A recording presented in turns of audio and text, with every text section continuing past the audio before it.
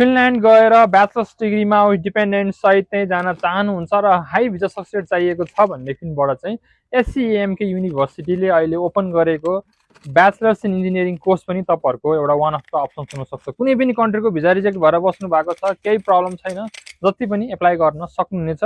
जति ग्याप भए पनि एप्लाई गर्न सक्नुहुनेछ भनेदेखिबाट चाहिँ जिपिए चाहिँ 55% छ भने मजाले एप्लाई गर्न सक्नुहुन्छ। र अर्को एउटा इम्पोर्टेन्ट चिज चाहिँ आइएलटिएस चाहिँ ओभरअल 6, पिटी चाहिँ ओभरअल 55 छ भनेदेखिबाट चाहिँ तपाईँहरूले यस प्रोग्राममा डाइरेक्टली ब्याचलर्स डिग्रीकै लागि नै एप्लिकेसन्स गर्न सक्नुहुनेछ। इन्जिनियरिङ कोर्सको लागि हो यो। फुड प्रोसेसिङ इन्जिनियरिङ र तपाईँको अटोमेसन इन्जिनियरिङ दुईटा कोर्स रहेको छ। यदि इन्ट्रेस्टेड हुनुहुन्छ भनेदेखिबाट ढिला नगरिकन आज नै भद्रकाली भिजिट गरेर काउन्सिलिङ लिनु होला।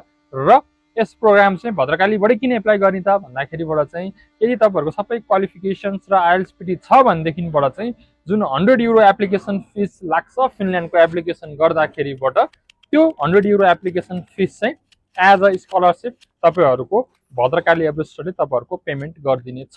सो यो लिमिटेड सिट र लिमिटेड स्टुडेन्टको लागि मात्रै अफर भ्यालिड छ। ढिला नगरिकन इन्ट्रेस्ट भएको साथीहरूले आज नै भिजिट गर्नु होला। Thank you so much.